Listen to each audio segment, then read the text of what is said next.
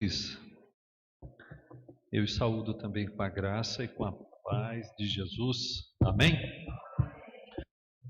Fiquemos de pé para uma leitura na palavra de Deus, que está na carta do apóstolo Paulo aos Gálatas. A carta que o apóstolo Paulo escreveu aos Gálatas,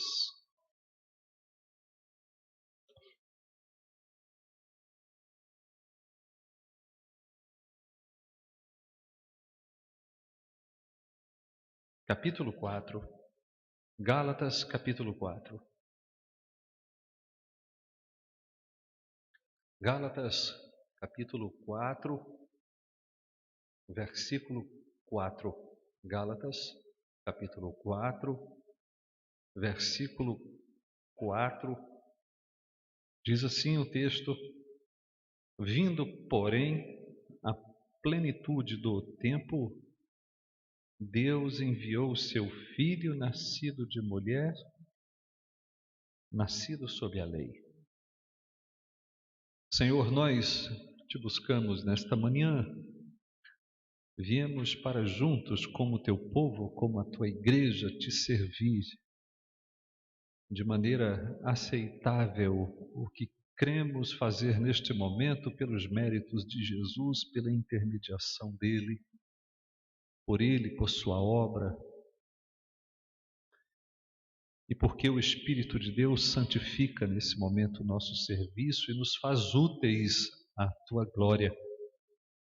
Permite que contemplemos a grandeza do seu ser, contemplemos mais uma vez as dimensões do seu amor, contemplemos, Senhor, sim, o mistério glorioso que há na nossa fé.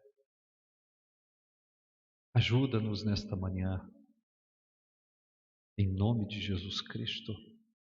Amém e amém. Assentai-vos, meus irmãos.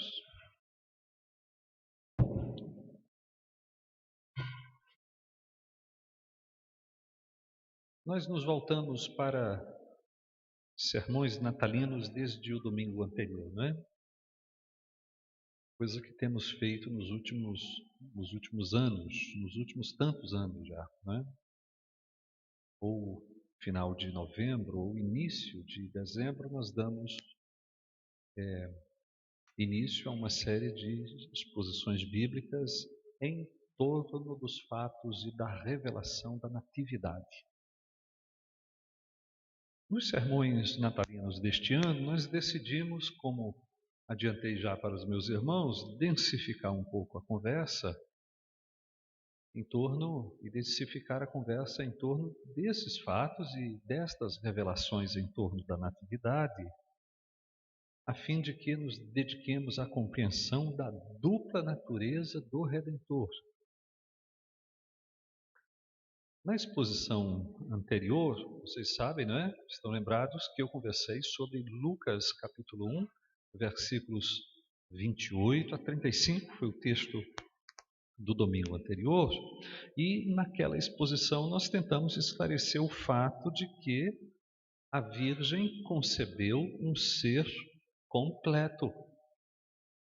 Ela concebeu o Deus homem. Ela concebeu Deus homem. E que na concepção as duas naturezas do Redentor foram unidas para sempre no único ente, Jesus Cristo. Isso quer significar, meus irmãos, que na concepção o Espírito Santo uniu a natureza divina do Verbo eterno numa verdadeira humanidade e que ele passou, portanto, a ser, além de verdadeiro Deus, verdadeiro homem. E aí eu espero que tenhamos esclarecido aquilo que é possível, né? Aquilo que é possível de esclarecimento, que é passível de esclarecimento, porque quando queremos esclarecer, já nos aproximamos desse tema tão glorioso com aquela humildade de quem sabe que precisa ser conduzido pela Escritura Sagrada no terreno possível, até onde a Bíblia nos conduzir. Agora, a dupla natureza do Salvador, eu também mostrei para os meus irmãos, ela é vista em diversos textos, e eu digo as duas naturezas lado a lado, lado a lado. Vocês se recordam que eu conversei com vocês, por exemplo, sobre Romanos capítulo 1, versículos 3 e 4. Mencionei também Romanos capítulo 9, versículo 5. Conversamos também sobre João capítulo 1, versículo 14, não é? Eu quero que vocês abram comigo mais um texto, só para nós enfatizarmos este ponto, que está em Hebreus, a carta que foi escrita aos Hebreus no capítulo 10, versículo 5. Abram comigo, Hebreus, capítulo 10, versículo 5, porque lá está escrito assim: por isso, ao entrar no mundo, diz, sacrifício e oferta não quiseste, antes um corpo me formaste. Opa, eu quero que vocês percebam aqui que o texto se refere à natureza divina de Jesus com a expressão ao entrar no mundo, dando a entender a preexistência eterna do Filho de Deus. Ele entrou no mundo, e é claro que o escritor aos Hebreus se refere, ou quer significar aqui, que apontar aqui a encarnação. Foi desse modo que ele entrou no mundo, mas também o texto fala sobre a recepção de um corpo. O Filho de Deus entrou no mundo na encarnação e percebam, por meio da recepção de um corpo, a linguagem aponta para algo extraordinário que está acontecendo aqui. Um ser preexistente recebe um corpo, ou seja, um ser preexistente encarna, assume verdadeira humanidade. Este é o significado de Hebreus, capítulo 10, versículo 5. Agora, o que quero adicionar para os meus irmãos nesse momento é o fato de que, enquanto a natureza divina de Jesus Cristo é eternamente gerada do Pai, e é por isso que a Bíblia o chama de Filho unigênito de Deus, ele é o Filho unigênito de Deus. Por quê? Porque a sua natureza divina procede do seu Pai. Por outro lado, a natureza humana de Jesus procede de Maria. E é por isso que ele é chamado de filho primogênito de Maria. Ele é o unigênito de Deus e o primogênito de Maria, significando isso dizer, meus irmãos, que Jesus Cristo tem duas naturezas, a divina procedente do Pai e a humana procedente de Maria. É o que se pode concluir a partir de Gálatas capítulo 4, versículo 4, o texto que nós lemos. O texto diz, vindo porém à plenitude do tempo, Deus enviou o seu Filho nascido de mulher, nascido sob a lei. Notem que Paulo não diz que o verbo se fez carne e habitou entre nós, mas diz nesta passagem que Deus enviou o seu Filho. Deus enviou o seu Filho.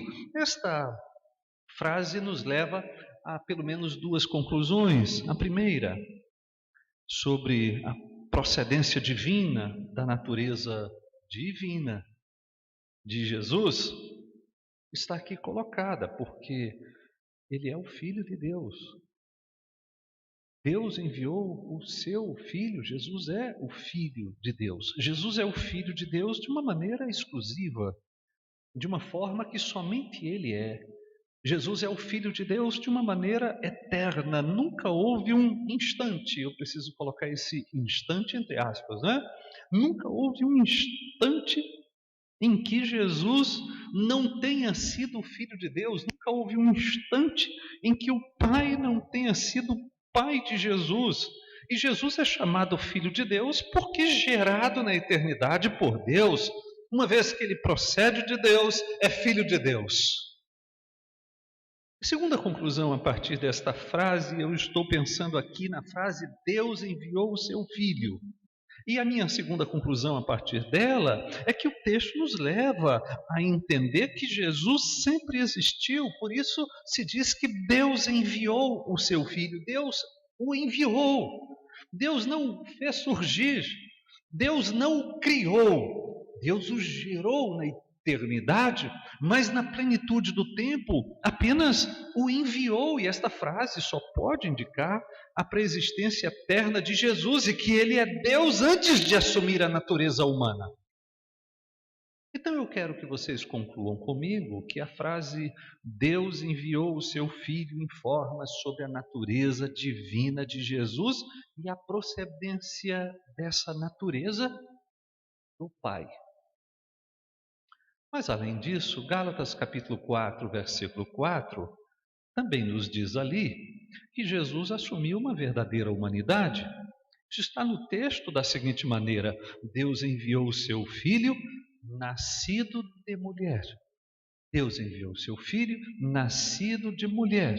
A expressão nascido de mulher só pode significar que a natureza humana do Redentor, procedente de Maria, de fato, ele é o unigênito de Deus e o primogênito de Maria.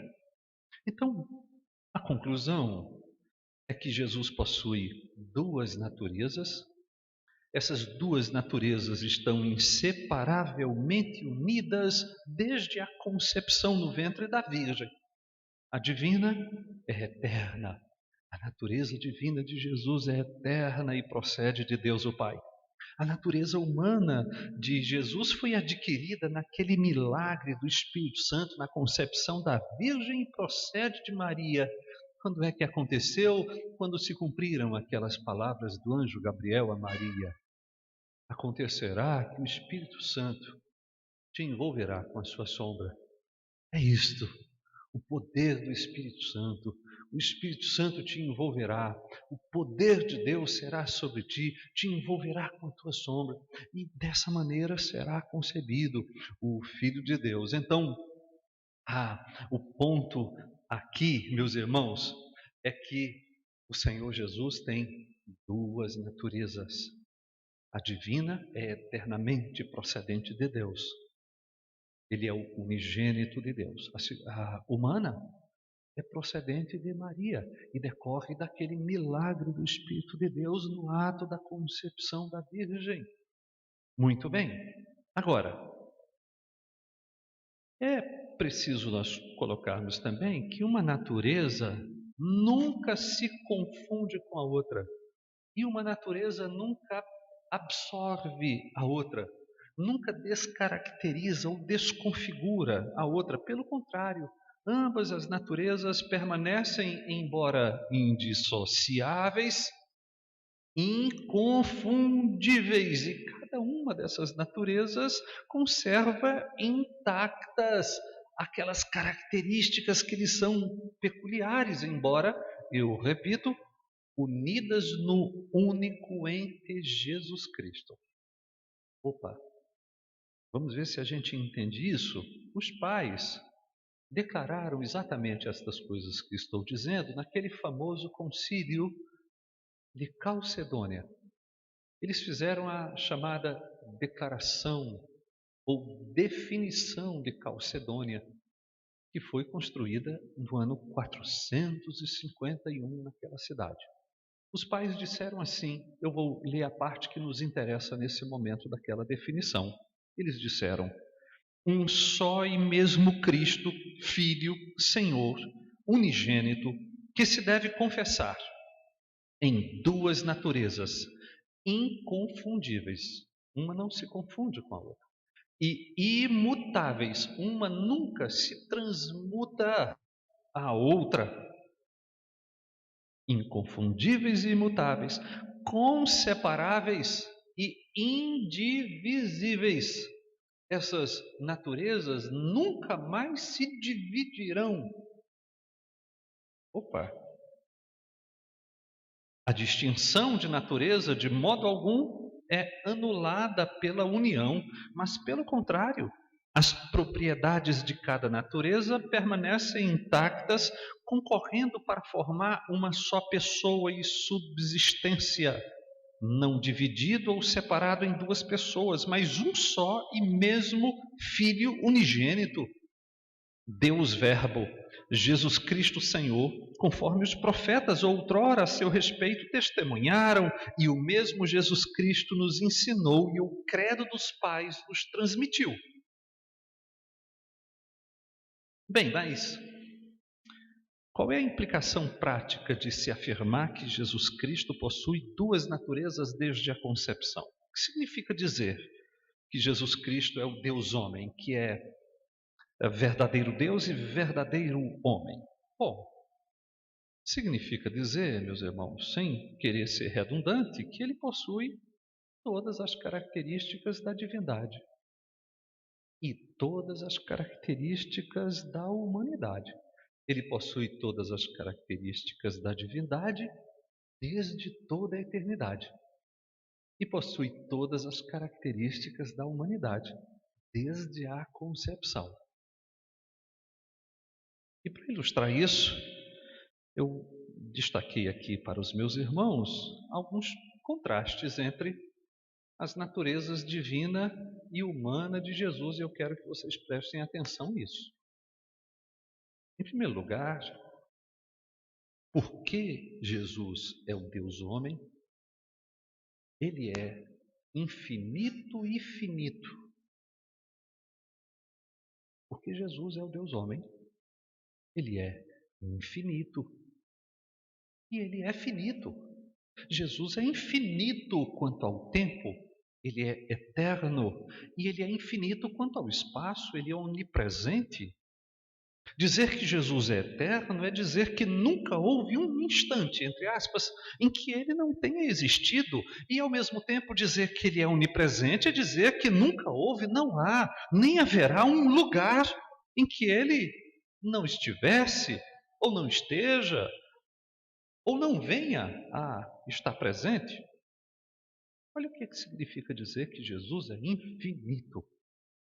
Ao mesmo tempo, Jesus é finito quanto ao tempo. Houve um momento em que ele não havia sido ainda concebido, e na concepção ele também se tornou finito quanto ao espaço. Ele poderia ser percebido localmente, ele poderia ser corporalmente localizado.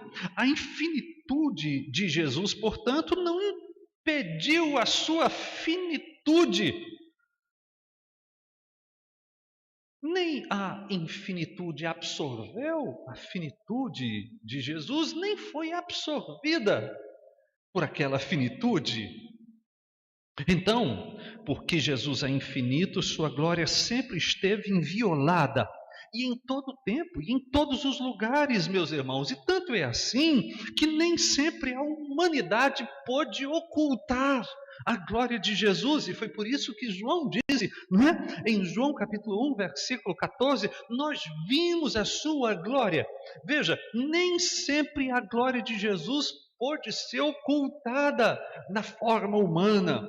Agora, por outro lado, o Cristo infinito é também finito. Ele recebeu um corpo quando assumiu a nossa humanidade e poderia ser percebido em determinado lugar. João Batista o viu e disse: eis o Cordeiro de Deus, eis o Cordeiro de Deus que tira o pecado do mundo. Os discípulos o viram subir no momento da ascensão, e eles ouviram uma palavra angélica no seguinte sentido: esse Jesus que dentre vós foi assunto ao céu, virá do modo como viste subir. O infinito é finito. E em João capítulo 3, versículo 13, nós temos um texto controvertido, não é? Para aqueles que estudam a manuscritologia, mas esse texto, ele diz uma realidade. Ele diz que o mesmo Jesus que desceu do céu está no céu. Eu estou pensando em João capítulo 3, versículo 13. Então, porque Jesus é o Deus homem, ele é infinito e finito. Em segundo lugar, Porque Jesus é o Deus homem, ele é imutável. Imutável. Ele é imutável. Imutável. A imutabilidade é uma propriedade da divindade. Deus é imutável. E a Bíblia diz que Jesus é imutável. O escritor aos Hebreus, em Hebreus capítulo 13, versículo 8, diz ali que Jesus Cristo é o mesmo ontem, hoje e o será para sempre. Hebreus capítulo 13, versículo 8, eu repito. Isso, meus irmãos, só pode significar que Jesus é plenamente confiável e que sua palavra jamais falhará. A palavra de Jesus mas será desmentida, porque ele é imutável. Mas, por outro lado, Jesus também se tornou mutável à medida que se submeteu a todo o processo de sujeição ao tempo e ao espaço.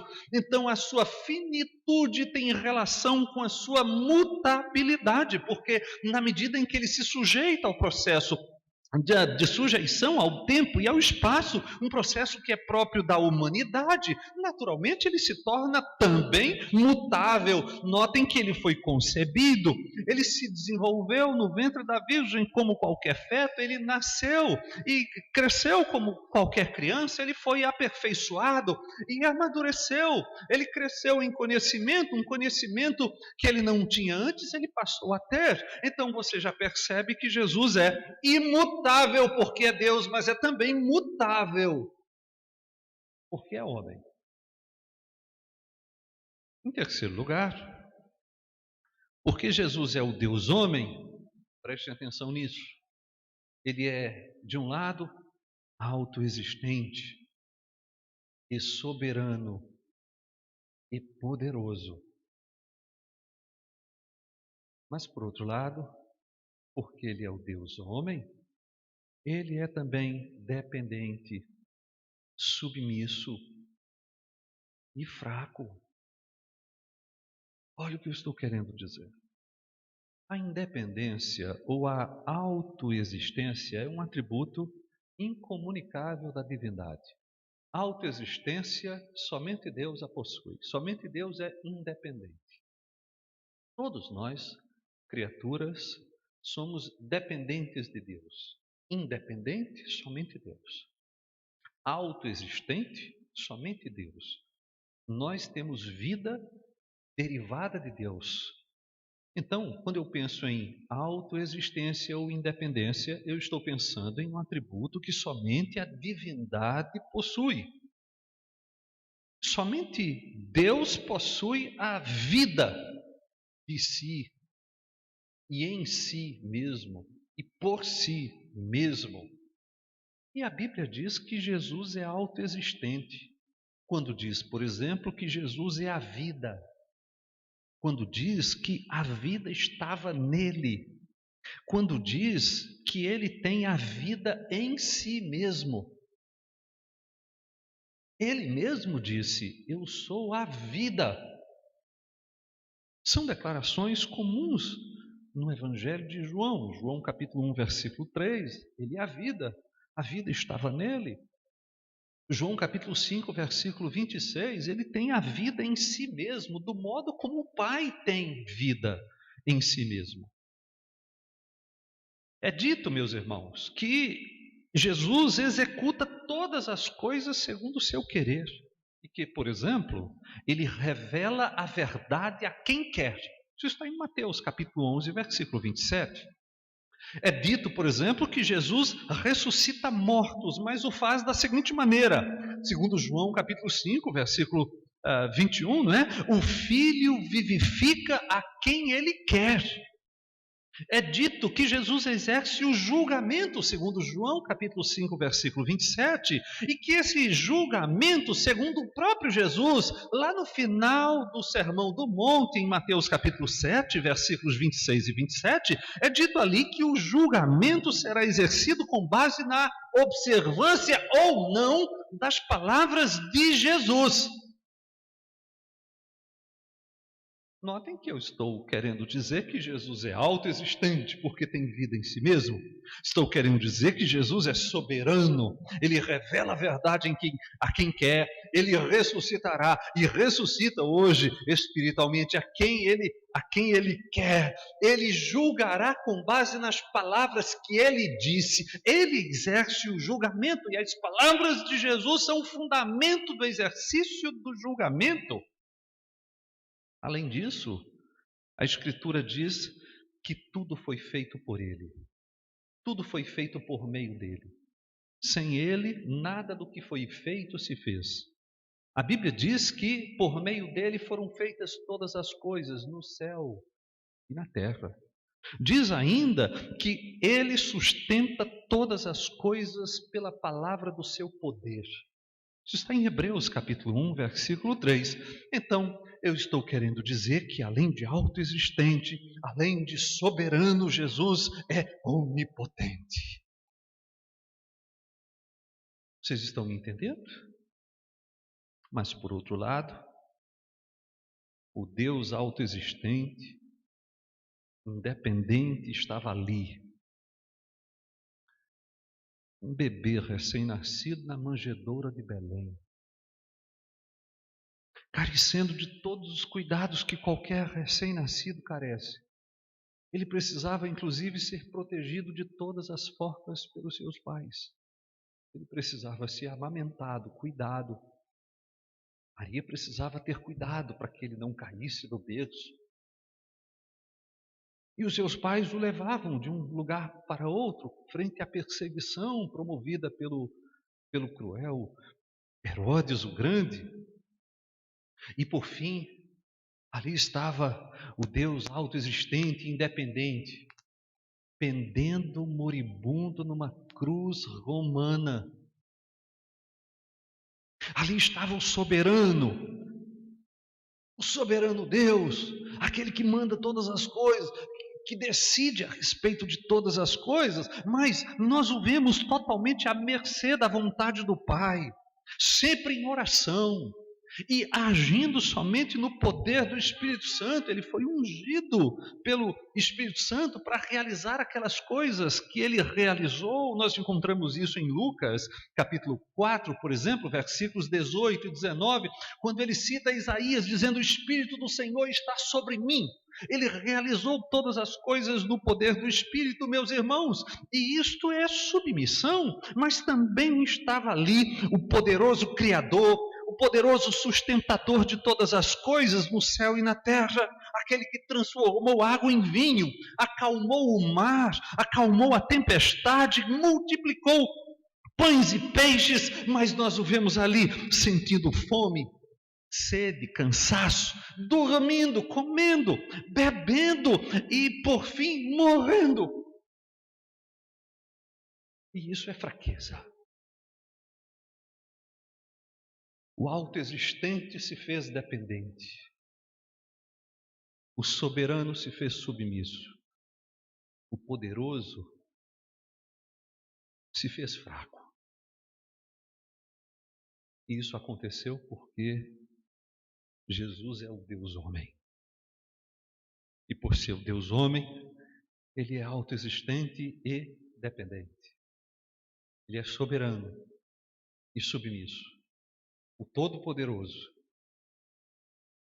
e cheio de fraqueza.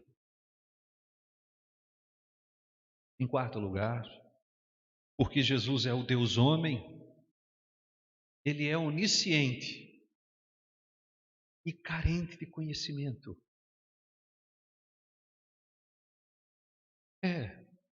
A onisciência, os meus irmãos sabem, é própria da divindade. Deus conhece todas as coisas passadas, presentes e futuras, de uma maneira exaustiva. Deus conhece, inclusive, aquelas circunstâncias que jamais acontecerão, aquelas possibilidades todas, aquelas alternativas todas, outras que jamais se concretizariam. Deus também conhece estas coisas de maneira exaustiva, meus irmãos, e tudo isso em um eterno instante, como se todas as coisas estivessem sempre. O passado, o presente e o futuro num presente instante diante dos seus olhos. Isso é onisciência. Jesus, porque divino, porque coigual ao Pai e ao Espírito Santo, é onisciente. Mas ali estava o onisciente, aquele que conhecia o segredo do coração dos homens, aquele que conhecia a natureza humana, que perscrutava os pensamentos, que sabia, por exemplo, dos questionamentos do fariseu Simão, aquele onisciente que viu Natanael debaixo da figueira. Ali estava ele, aprendendo a falar e sendo alfabetizado na língua aramaica e aprendendo hebraico para estudar as Escrituras. E sem saber, inclusive, o dia e a hora da sua vinda até então.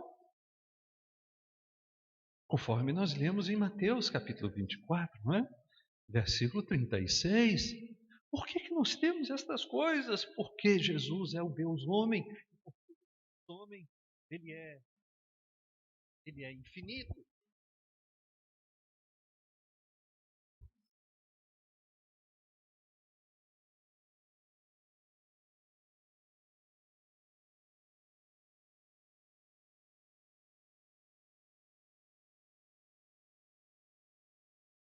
E precisou aprender e adquirir o conhecimento ao longo da vida. E por fim, porque Jesus é o Deus homem, preste atenção nisso, ele é intentável. Ele possui intentabilidade. Ele não pode ser tentado. E ele é tentável. Ele possui tentabilidade. Ele pode ser tentado. Por que ele é intentável? Por que ele não possui tentabilidade? Por que ele é intentável? Porque ele é Deus. E se ele é Deus, ele é moralmente perfeito. E além disso, porque ele é Deus, ele é possuidor de todas as coisas, ele é absolutamente bastante em si. Ele é bastante em si, ele não carece de mais nada. Foi por isso que Tiago disse que Deus não pode ser tentado pelo mal. Deus não pode ser tentado pelo mal. Isso está em Tiago, capítulo 1, versículo 13. E isso, meus irmãos, quer significar que é impossível que Deus se veja atraído pelo pecado, ou que o cobice em quaisquer de suas formas, ou que o deseje, eu digo, alguma coisa que ele não possua. Mas por outro lado, porque Jesus é homem, ele foi, mas não só, ele foi tentado no deserto por Satanás. E você pode ver que esta tentação ocorreu no contexto de sua natureza humana, porque ele estava cansado, ele estava com fome, e ele estava com sede depois de 40 dias e 40 noites sem comer e sem beber. E então ele foi tentado no contexto dessas limitações que são próprias da humanidade. Isso está em Mateus capítulo 4. Mas claro, não é? Não apenas só naquele momento da tentação, Jesus foi tentado em diversas outras circunstâncias. Ele foi tentado, por exemplo, quando estava sofrendo no Getsêmani.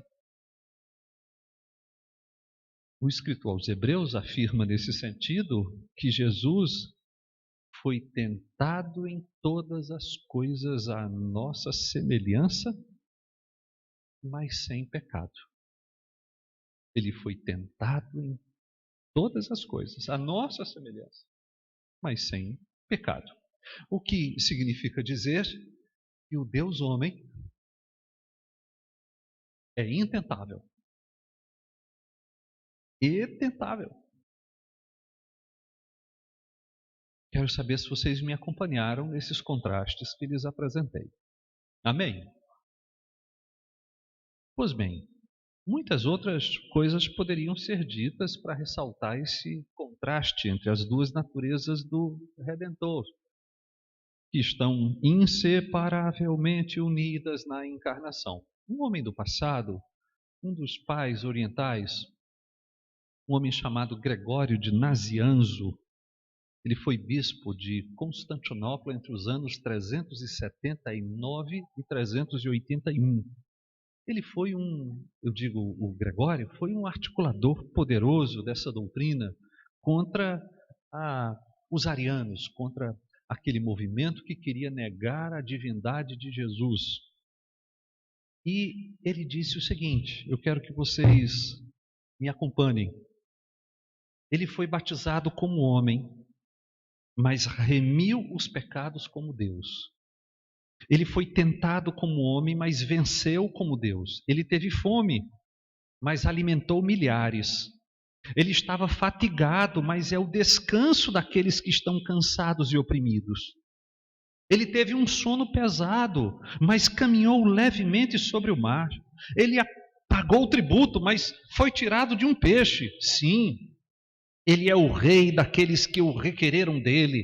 Ele ora, mas também ouve orações. Ele chorou, mas faz as lágrimas secarem. Ele perguntou onde puseram Lázaro, porque era homem, mas o ressuscitou porque era Deus.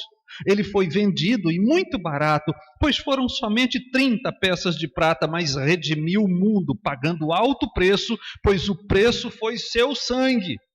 Como ovelha foi levado ao matadouro, mas ele é o pastor de Israel e agora também de todo o mundo. Ele foi traspassado e moído, mas cura toda a enfermidade. Ele foi levantado e pregado no madeiro, mas pela árvore da vida ele nos restaura. Ele morre, mas dá vida. E por sua morte, destrói a morte. Gregório de Nazianzo. Louvado seja o nome do Senhor. Então eu quero chegar aos meus irmãos com as seguintes conclusões.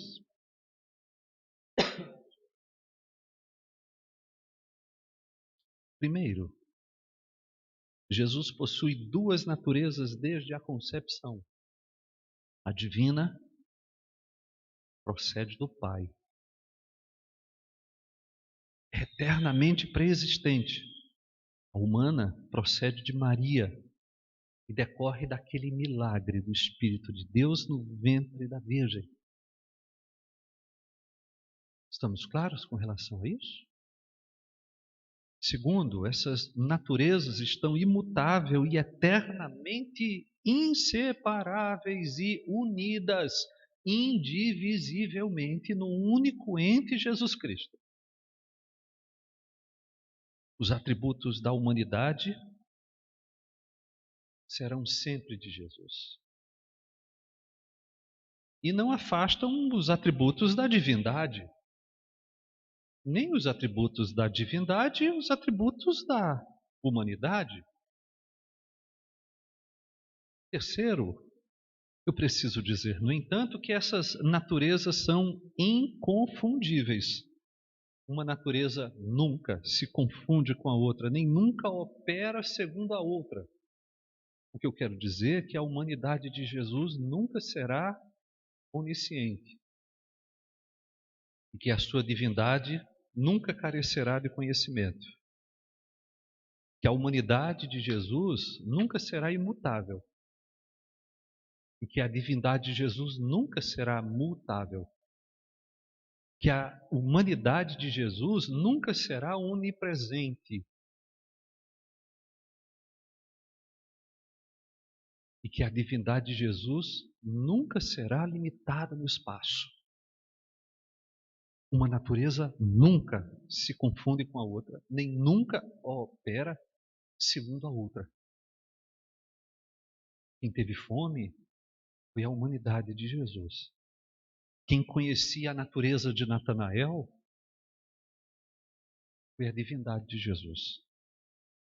Quem teve sede dormiu foi a humanidade. Quem acalmou os ventos e o mar foi a divindade.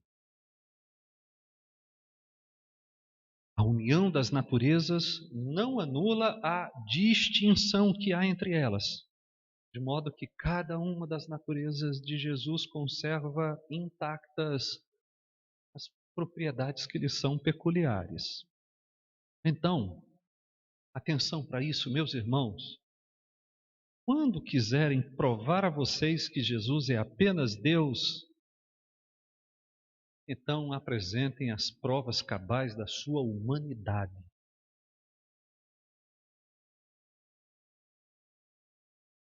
Digam que ele teve fome, que ele foi concebido, que ele nasceu como qualquer criança, que ele teve sede, que ele foi tentado e ele morreu. Agora, por outro lado, quando quiserem convencê-los que Jesus é apenas homem,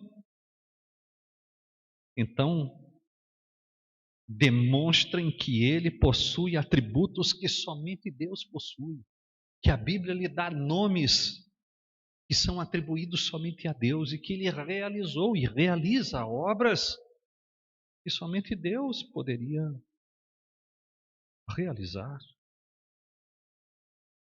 Então, assim, em termos muito práticos, porque Jesus é homem, eu sei onde ele está agora. Ele está sentado à direita de Deus, o Pai Todo-Poderoso. Eu sei que ele virá na sua glória e na glória do seu Pai, e nós o veremos como ele é. E nessa visão beatífica nós seremos transformados na semelhança dele.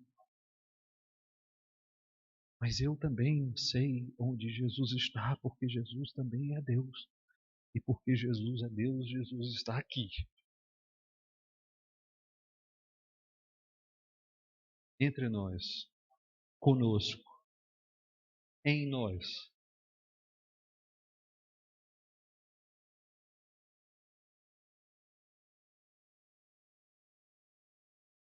Nós precisamos do Deus homem. E ninguém que não fosse Deus homem poderia nos salvar. Mas é sobre isso que nós vamos falar nos próximos encontros com temas natalinos. Amém? Fiquemos de pé. Senhor, muito obrigado por esta manhã, obrigado por tua palavra. Obrigado, Jesus, porque nos foi dado a conhecer a grandeza do seu ser, a singularidade do seu ser, a exclusividade da sua pessoa. E nós não temos como te agradecer, Senhor. Receba-nos a nós. Receba-nos o que somos, como um culto aceitável a ti. Nós oramos em nome de Jesus.